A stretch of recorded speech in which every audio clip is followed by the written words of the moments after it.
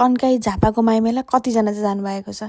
High guys and welcome back to my mini blog. Video नहालेको पनि यति धेरै लामो समय भइसक्यो। जब भन्यो, ओपिडी हेर्न छ भन्यो, बिरामी यतिजना बाँकी छन् भन्यो, 9 to 5 जबलाई प्रायोरिटाइज गर्दा गर्दै आफूलाई मनपर्ने काम चाहिँ प्रायः छुट्टी नै रहेको हुन्छ।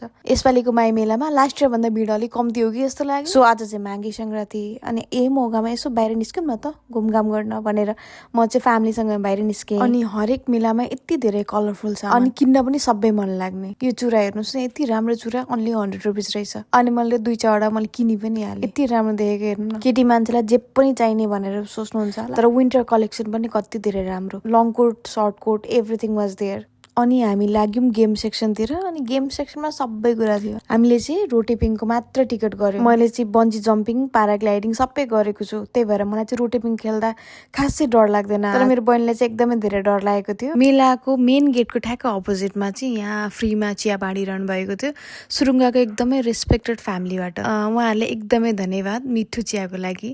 मिठो चिया पिउँदै हामी चाहिँ घरतिर लाग्यौँ। माघ 1 गते मेला आउन बिर्सिनु भयो भने पनि माघ 2 गते पनि स्टिल मेला छ। सो तपाईँहरू आउन सक्नुहुन्छ। By by.